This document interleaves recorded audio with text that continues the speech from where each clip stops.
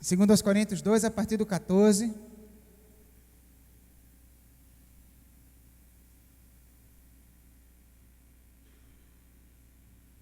Achou? Podemos ler? Palavra de Deus, para mim e para você, presta muita atenção. Mas graças a Deus, que sempre nos conduz vitoriosamente em Cristo, e por nosso intermédio, exala em todo lugar a fragrância do seu conhecimento. Porque para Deus, somos o aroma de Cristo, entre os que estão sendo salvos e os que estão perecendo. Para estes, somos cheiro de morte, para aqueles, fragrância de vida. Mas quem está capacitado para tanto? Ao contrário de muitos, não negociamos a palavra de Deus visando lucro. Antes, em Cristo, falamos diante de Deus com sinceridade, como homens enviados por Deus. Mensageiros do inegociável. Mensageiros do inegociável. Eu peço que você feche seus olhos, curve sua cabeça nesse instante. Embora a nossa querida irmã diaconisa Ilvana Brazão já orou pela mensagem, mas eu não tenho condições de pregar se eu não fizer isso novamente. Feche seus olhos, peça aí no seu coração para Deus falar com você, para Deus lhe confrontar, para Deus moldar o seu caráter a partir daquilo que vai ser pregado na palavra dele aqui. Senhor nosso Deus e Pai, quero louvar o teu nome, Senhor, te agradecer imensamente, porque tuas misericórdias sempre se renovam sobre nós, e porque a igreja continua sendo a tua voz. Às vezes essa voz tem sido baixa, às vezes essa voz tem sido muito esporádica, às vezes temos falado muita coisa do que o Senhor não quer que falemos, e às vezes não temos dito aquilo que temos que dizer. Pai, em nome de Jesus, eu quero te pedir agora que, numa interpretação correta desse texto, ouçamos a tua voz e nos tornemos mensageiros dessa voz. É o que te pedimos em nome de Jesus. Amém, Senhor.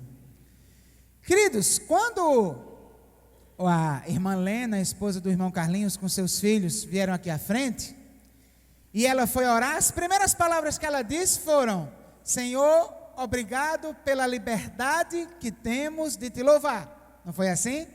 Ela começou dizendo essas palavras na oração. E isso me chamou a atenção, porque de fato, essa é uma coisa pela qual nós devemos agradecer. Não porque lá no Afeganistão, nos países muçulmanos, essa liberdade não existe, mas porque é possível que nossos netos não desfrutem mais dessa liberdade aqui no Brasil.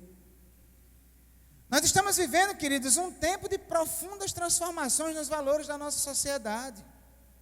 Antigamente, quem vivia no pecado, sempre teve gente que vivia no pecado, mas antigamente, e não tão antigamente assim, 30 anos atrás, quem vivia no pecado queria fazer de tudo para esconder o seu pecado, porque era vergonhoso. Eu faço, mas pelo menos eu não quero que os outros saibam que eu faço. Hoje em dia, o pecado não se tornou apenas público, mas se tornou motivo de orgulho. Se organizam passeatas em louvor do pecado. E não fica somente nisso. Além das passeatas em louvor do pecado, está se criando um esquema político governado por Satanás, que não apenas quer valorizar o orgulho pelo pecado, mas quer calar a boca daqueles que falam contra o pecado. É possível, queridos, que daqui a 20 anos, pessoas como eu e como tantos de nós estejamos presos por coisas que quisemos falar, por coisas que entendemos que tínhamos que falar.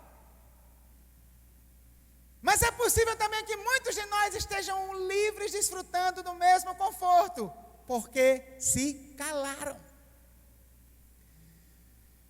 Existe hoje no Brasil uma tendência de fechar a boca, de não discordar, de não debater, de não confrontar, de não criar conflito. Essa tendência chamada politicamente correto. Pessoas cada vez mais têm aderido ao politicamente correto. Politicamente correto que o filósofo Luiz Felipe Pondé definiu de forma brilhante, como sendo uma mistura de covardia, informação falsa e preocupação com a imagem. Esses são os 3 pilares do politicamente correto: a covardia, a mentira e a hipocrisia. Coisas que nós cristãos temos que abominar, mas que muitas vezes estamos sorrateiramente aderindo a isso, para não termos problemas. Olha, se tinha alguém que não entrou nessa onda, esse alguém chamou-se Paulo. O apóstolo Paulo não negociava a verdade. Quando ele escreveu 2 aos Coríntios, ele tinha acabado de sair de uma bomba. Ele tinha acabado de sair da cidade de Éfeso, estava na região da Macedônia, e ele tinha saído dali num desespero. Por quê? Porque quando ele pregou, a cidade de Éfeso era uma cidade idólatra. E ele não teve aquele tipo de preocupação, não. Mas eu não posso falar sobre idolatria, porque se eu falar sobre idolatria, vai ofender os moradores dessa cidade. Não. Ele pregou o evangelho.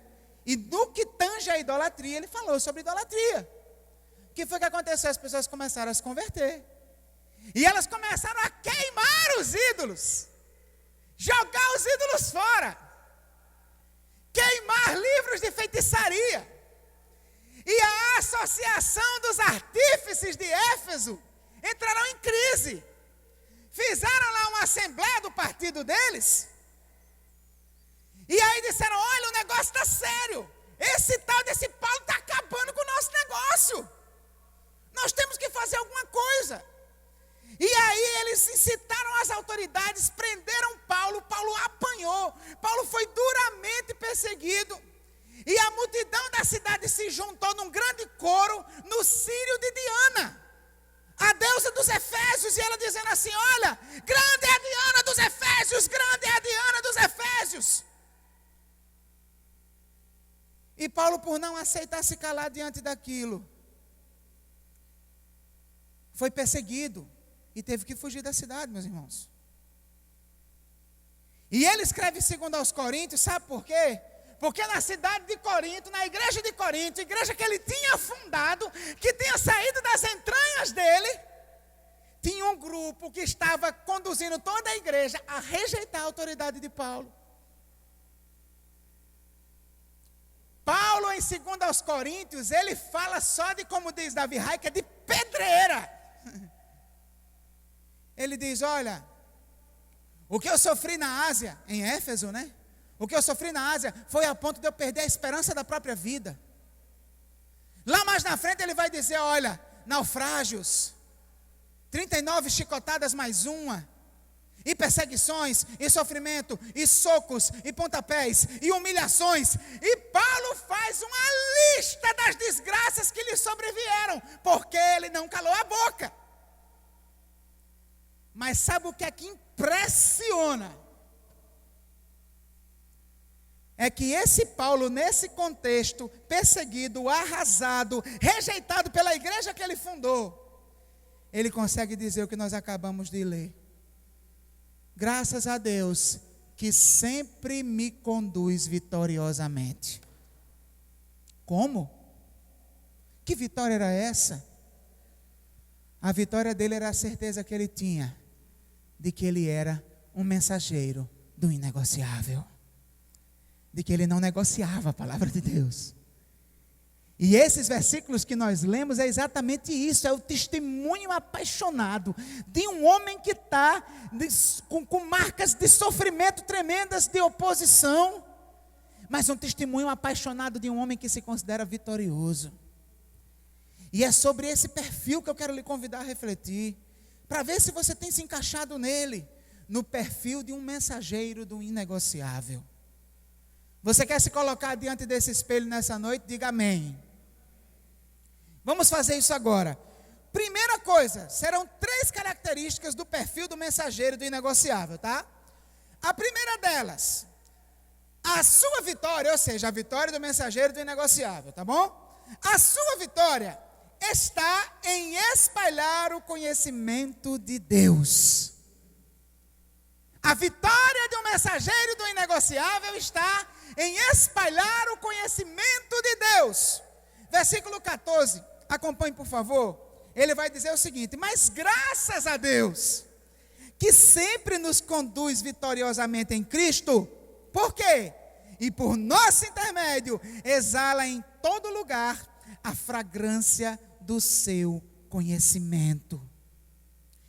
Queridos, quando Paulo fala de nos conduz vitoriosamente, nas traduções mais antigas, talvez na sua tradução mais antiga, tem assim, que sempre nos conduz em triunfo. Quem tem essa versão aí? O que era um triunfo? Um triunfo era a marcha de um rei que acabava de vencer uma batalha, quando ele entrava vitorioso, trazendo os prisioneiros que ele tinha tornado cativos lá na cidade que ele conquistou. Ele conquistou a vitória e aí ele entrava com seus soldados, e além dos soldados também trazia os escravos. Paulo se sentia nessa marcha de vitória. Alguns comentaristas achando que o que Paulo estava querendo dizer é que ele era como um escravo cativo. Mas eu sou da opinião que não, ele estava se vendo como um soldado nessa marcha de vitória. Ele estava ganhando, ele estava vencendo. Por quê? Porque ele disse: olha, a minha vida é espalhar a fragrância do conhecimento de Deus, e eu estou tendo sucesso nessa missão. Meu querido, você tem espalhado essa fragrância? Você tem espalhado esse cheiro? Por onde você passa, as pessoas veem Deus revelado. As suas palavras fazem as pessoas conhecerem mais a Deus. Olha, você não mede sua vitória. Você não pode se considerar um bom discípulo de Jesus pelo fato de que todo mundo gosta de você. Isso é contraditório. O apóstolo Paulo diz que todos os que viverem piedosamente em Cristo Jesus sofrerão perseguições. Por que isso não funciona com você? Por que sempre está tudo bem? Será que não é porque você está inodoro? Não está faltando o cheiro do conhecimento de Deus? Querido, Deus chamou essa igreja, Deus chamou você para exalar o perfume do seu conhecimento. Então a sua mensagem, a mensagem desse púlpito, não pode ser para alisar ego de pecador egoísta. A sua mensagem, a mensagem desse púlpito tem que revelar Deus. E quando Deus for revelado no seu caráter, naquilo que Ele é, sempre foi e sempre será, você será vitorioso. Essa é a sua missão. Entenda isso. Você não precisa ser mal educado.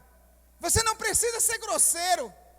Você precisa dizer a verdade em amor. Mas seu amor não vai impedir de pessoas lhe rejeitarem, amigo. Porque a verdade é desinteressante para muitos. Então você precisa se preparar para isso.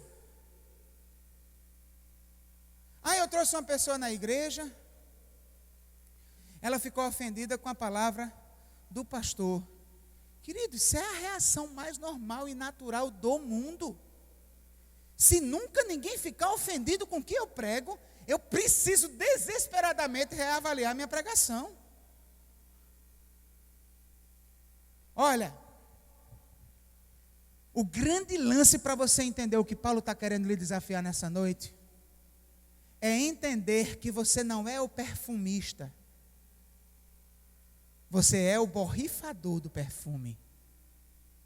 Você simplesmente precisa espalhar a fragrância. Mas você não tem o direito de escolher que cheiro vai exalar. O cheiro tem que ser o cheiro do perfumista. Que cheiro você tem exalado, querido? Então, você pode se considerar vitorioso. O conhecimento de Deus tem sido percebido pelas pessoas que lhe rodeiam. Ou será que para não ter problema no trabalho, para não ter problema na escola, para não ter problema na família, você está adotando o discurso politicamente correto? Sua vitória está em espalhar o conhecimento de Deus. Segunda coisa, o mensageiro do inegociável, ele sabe que sua mensagem possui dupla eficácia. Repita comigo, por favor. Sua mensagem possui dupla eficácia. Versículo 15, olha o que é que ele vai dizer, preste atenção. Porque para Deus somos o aroma de Cristo entre os que estão sendo salvos e os que estão perecendo. Olha só, qual é essa ideia do aroma de Cristo para Deus? Essa linguagem Paulo vai pegar na ideia dos sacrifícios do Antigo Testamento. Se você já leu o Pentateuco, você viu várias prescrições de animais que deveriam ser sacrificados para Deus. Estão lembrados? Quando Deus se agradava de um sacrifício, qual é a linguagem que a Bíblia utilizava para dizer? Que era uma oferta de aroma suave, cheiro agradável. O que Paulo está dizendo é que quando Cristo se entregou na cruz, foi o mais top dos perfumes franceses. Quando Cristo se entregou na cruz, foi o aroma mais gostoso que já chegou às narinas do Pai. Nenhum sacrifício foi tão perfeito quanto o sacrifício de Cristo. Então, a ideia era que, embora Cristo não tenha sido queimado, como eram queimados os animais, porque a ideia era que a fumaça ia subir, Deus ia sentir o cheiro, porque a fumaça ia chegar lá, né? Mas era como se tivesse uma fumaça simbólica. E nessa fumaça simbólica, Deus se agrada. Qual é a sua missão? Pegar essa fumaça e lançar sobre o mundo. A fumaça de Cristo sobe para Deus, o cheiro agrada ao Pai. E o que você faz? Pega essa fumaça e espalha para que as pessoas sintam o cheiro. Mas veja só o que ele diz na primeira parte do versículo 16. E isso é impressionante. Versículo 16, na primeira parte, ele vai dizer assim: para estes, ou seja, os que estão perecendo, tá? Para estes, somos cheiro de morte. Para aqueles, ou seja, os que estão sendo salvos, né, no contexto do versículo 15, somos cheiro, fragrância de vida. O que é que Paulo está dizendo? Embora o cheiro, o aroma do sacrifício de Cristo sempre seja agradável para o Pai, mas com as pessoas não é assim. Para umas, o cheiro vai ser bom. Para outras, o cheiro não vai ser bom. Para aqueles que estão sendo salvos, aqueles que nasceram de novo, que o Espírito Santo deu a capacidade de compreender, aqueles que quebrantaram seu coração, que humildemente acolheram a palavra da verdade, é cheiro de vida. Mesmo quando bota o dedo na cara e diz, você é pecador. Agora, para aqueles que estão se perdendo, que não foram transformados, que permanecem na sua incredulidade, que permanecem com seu coração endurecido, para esses, o cheiro é de morte. O cheiro é de morte. Então, querido, você não tem o poder de definir se o cheiro vai ser bom ou se o cheiro vai ser ruim. O que você precisa fazer é soltar o cheiro.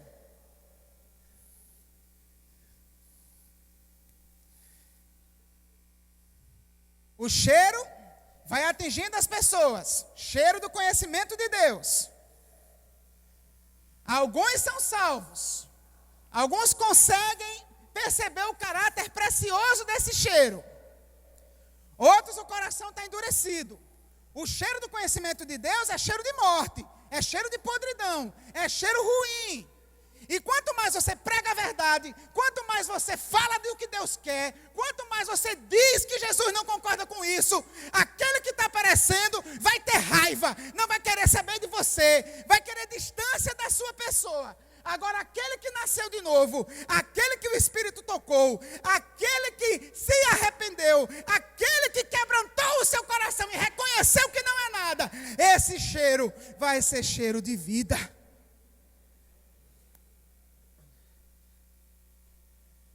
Quero uma resposta sincera. Quem gostou do cheiro? Baixa. Com sinceridade, quem não gostou do cheiro? Porque eu conheço gente que odeia bom ar. Tem outra ali que já está até espirrando, coitada. Mas, queridos, isso é natural. O cheiro não vai agradar a todo mundo. O que eu não posso fazer é querer escolher uma fragrância para cada pessoa que eu vou passar aquele cheiro. A fragrância é uma só, meu irmão. O cheiro é o cheiro dele. Eu não tenho direito de mudar isso. Quando nós cumprimos fielmente a missão de revelar Deus para o mundo, essa mensagem vai ter um efeito duplo. Vai provocar vida em uns e vai provocar morte em outros. Não tem como. Não é você que vai dizer, vamos arrumar uma estratégia, uma maneira para não provocar morte em ninguém. Isso é impossível. Isso não existe. Só que você, com medo de não provocar morte, está calando a sua boca e com isso também está deixando de provocar vida.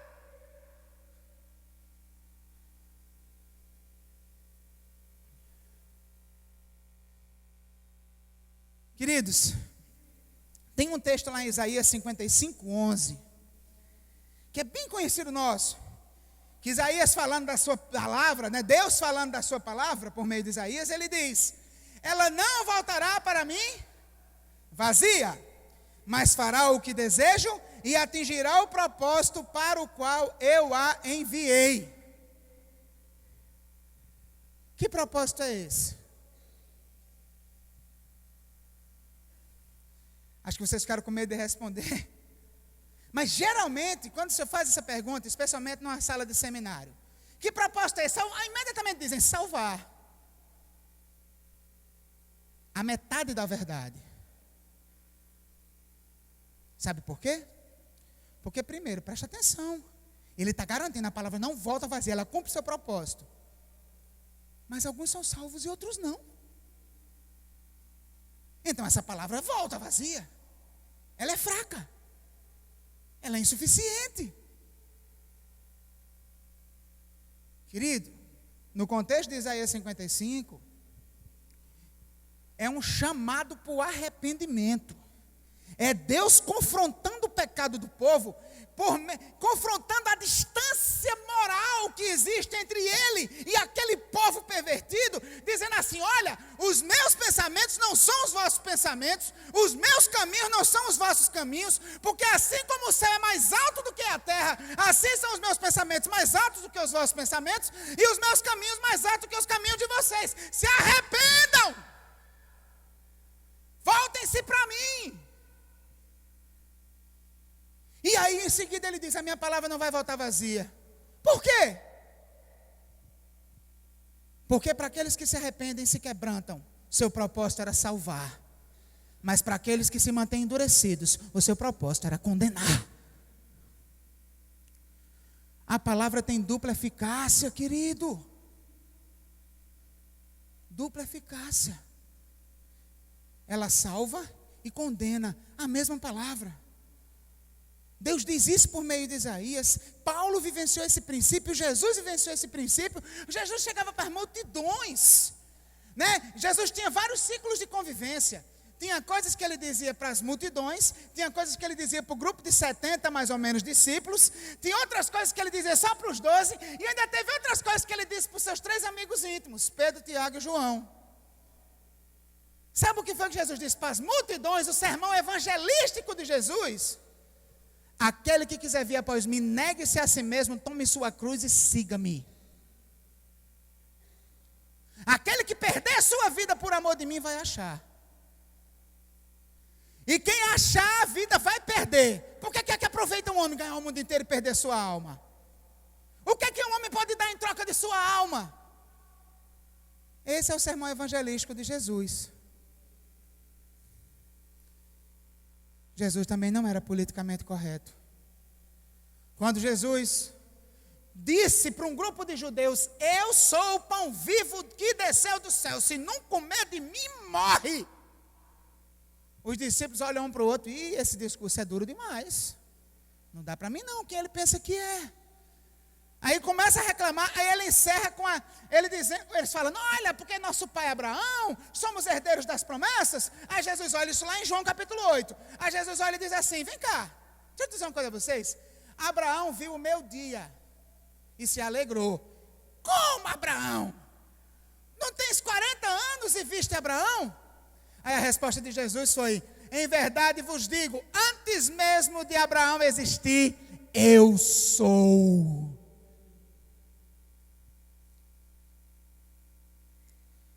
Começa a ir embora os judeus e só ficam os 12. Se eu fosse Jesus, se acontecesse isso na minha igreja, o povo fosse tudo embora, só ficasse 12, eu ia dizer: ei, pelo menos vocês, quebra o meu galho, fica comigo aqui, que eu não vou ficar sozinho não. Jesus fez o contrário, Jesus virou para os 12 e fez: querem ir também? Querem me abandonar também? A porta está aberta. Como era que minha mãe dizia, meu Deus, era: porta da rua, serventia da casa. E aí Pedro disse: mestre, para onde a gente vai? Só tu tens as palavras de vida eterna. Então a gente tem que aturar teu discurso duro. O discurso é duro, ele incomoda. Ele bate na ferida, ele espreme, ele aperta. Mas só tu tens as palavras de vida eterna. Sair de perto de ti é furada. Querido, quem é tocado pelo Espírito vai reagir assim à palavra. Agora, quem quer permanecer na dureza do seu coração, vai embora. Vai deixar de ser seu amigo. O que é que você prefere? Manter um amigo às custas de ser infiel com Deus, da missão que Ele tem dado para você?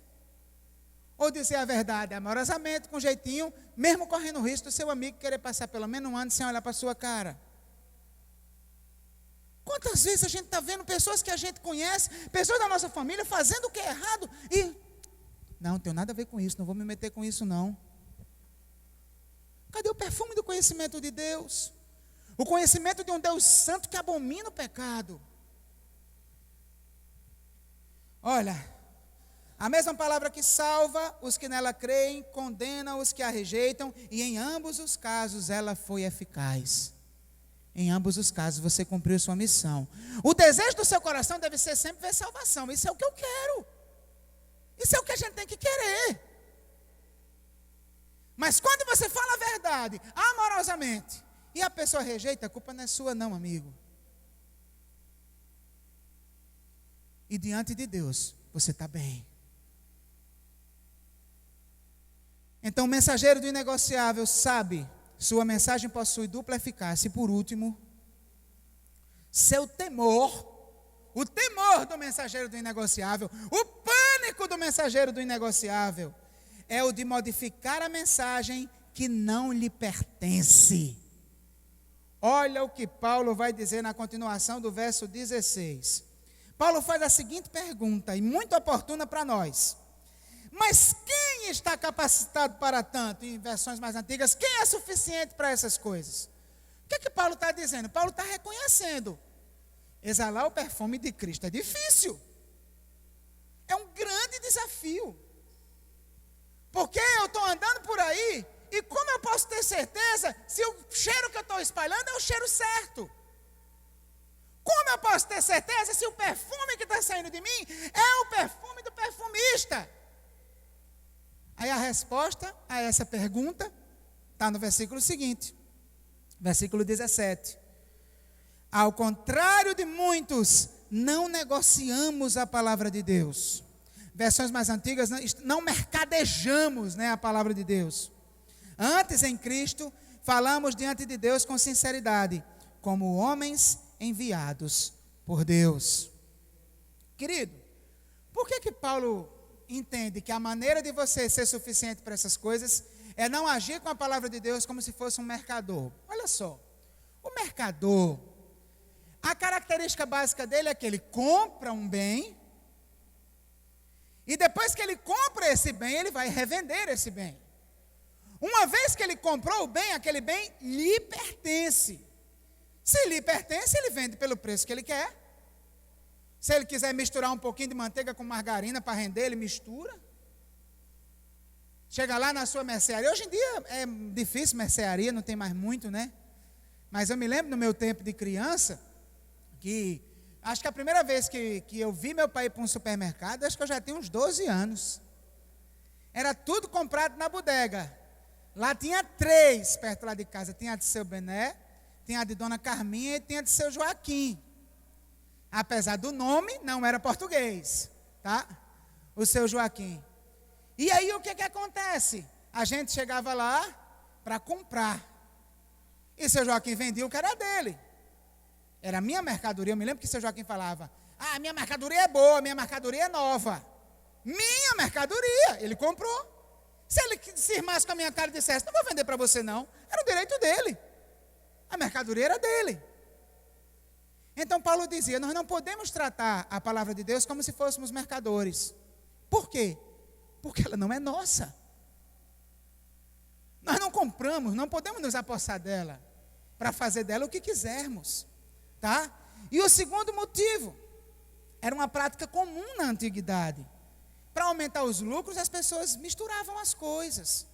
O cara ia vender o vinho, ele diluía com água para render.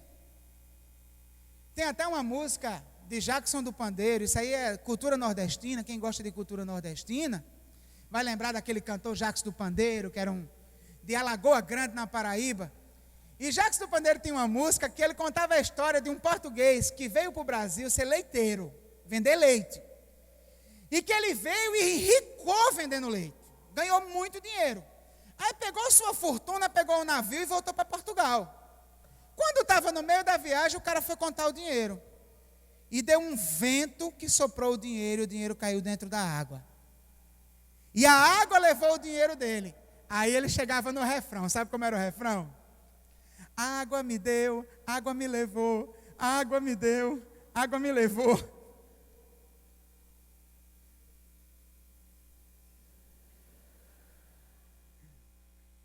Como foi que ele enricou? Metendo água no leite, né? Querido, estão botando água no leite. Estão diluindo a palavra.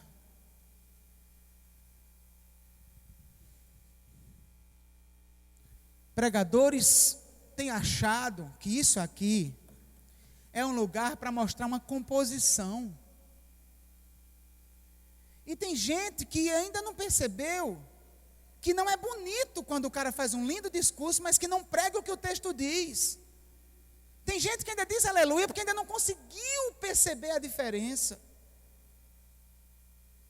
Isso aqui, meus irmãos, não é lugar para sociologia, não é lugar para psicologia, para terapêutica coletiva.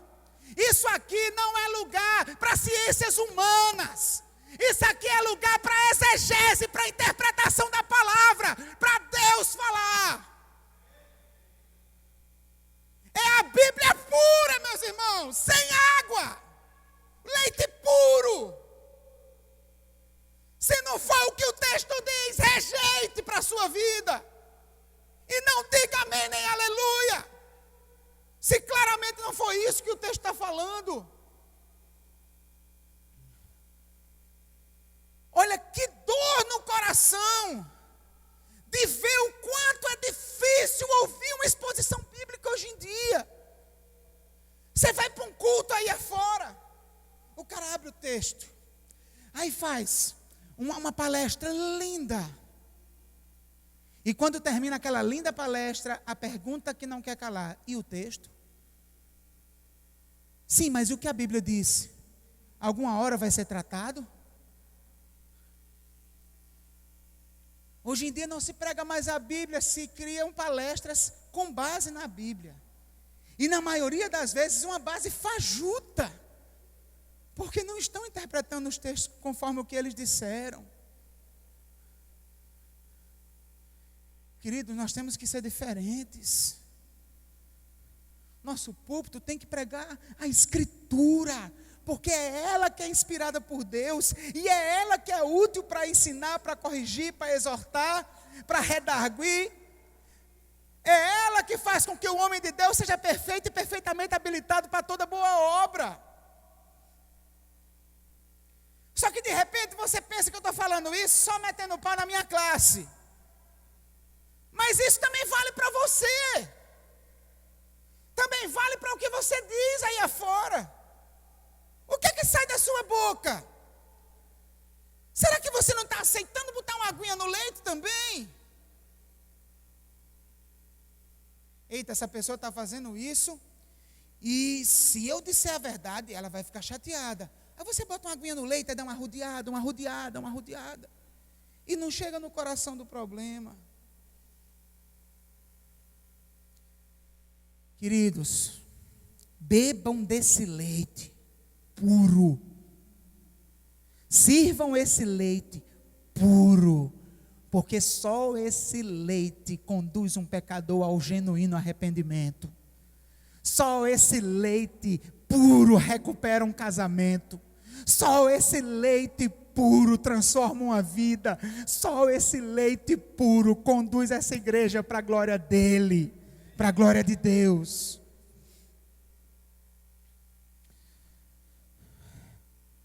Olha,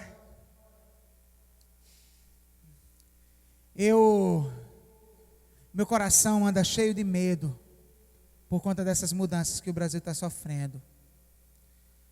Medo por já perceber que tem surgido uma geração de cristãos covardes, que fazem suas festinhas, suas marchinhas para Jesus, mas palavra profética que é bom nada. Que falam bonitinho nos programas de TV, mas verdade da Escritura muito pouco. E essa geração de covardes tende a crescer, porque a perseguição tende a aumentar. Então se preparem, vai ser mais difícil. É possível que daqui a 20 anos, quando chamarem uma família para orar, a pessoa comece a oração dizendo: Senhor, traz de volta aquela liberdade que nós tínhamos há 20 anos atrás. Senhor, nos ajuda a enfrentar essa perseguição com força e coragem. Senhor, não deixa que nos acovardemos diante da nossa missão. Olha, queridos, embora eu tenha esse medo, mas eu também tenho, paradoxalmente, uma confiança, uma esperança. Porque em toda a história da ação de Deus no meio do seu povo, sempre foi assim. Um monte de gente se afasta do caminho, mas sempre se preserva um remanescente fiel. Sempre vai ter um Daniel, um Cedraco, um Mesaque, um Abednego. Sempre vai ter um Elias e mais um outro grupo dos que não dobram seus joelhos diante de Baal. Sempre vai ter um remanescente. Eu tomei uma decisão, meus irmãos. Eu tomei a decisão de entrar num caminho sem volta. Eu vou ser uma voz profética nesse país. Mesmo que as pessoas não queiram saber de mim, mesmo que elas não me assistam, mesmo que elas me rejeitem, mesmo que eu não seja convidado para as solenidades, eu vou fazer uma voz profética de Deus. E o meu objetivo de pregar aqui nessa noite é convidar você para vir comigo. É convidar você para ser um mensageiro do inegociável e não se render à praga do politicamente correto. Se você vem comigo, fique em pé que eu quero orar por você.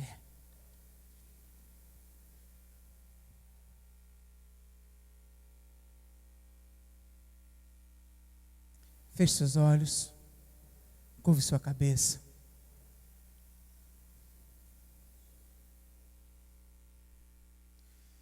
E eu queria agora que você começasse a passar a si mesmo numa peneira.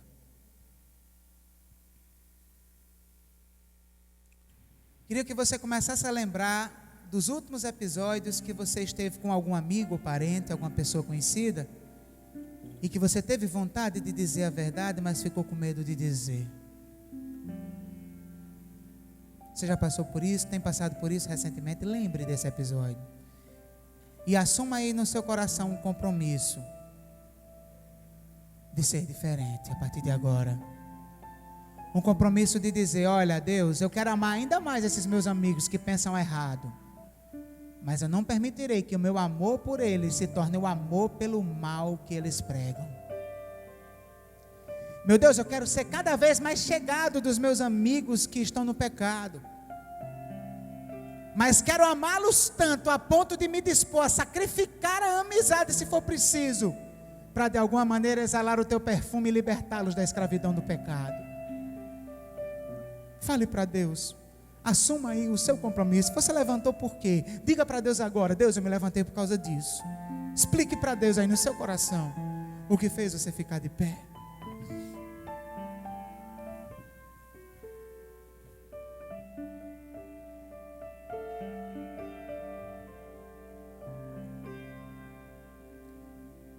Senhor nosso Deus e Pai, muito obrigado pela Tua palavra, por esse leite puro, esse leite forte, esse leite que não precisa de complementos, esse leite que não precisa de Neston, não precisa de farinha láctea, só Ele é suficiente para nos nutrir.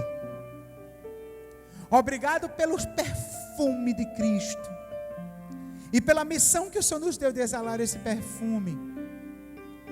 Em nome de Jesus, Pai, me ajuda, nos ajuda, para que nós sejamos fiéis na missão de exalar esse perfume. Pai, nos abençoa, Pai.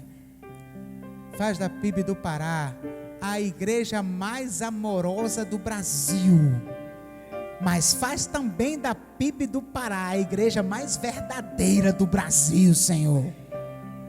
Um povo que ama o pecador, mas abomina o pecado e exala o teu perfume, mesmo sabendo que agradará a uns e causará repúdio em outros.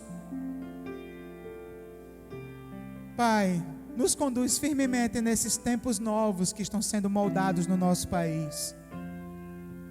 E que, Senhor, se nós formos achados dignos de Ti, de sofrer perseguições, nos dá aquela capacitação poderosa do Teu Espírito que o Senhor deu aos apóstolos, que o Senhor deu a tantos homens de Deus na história,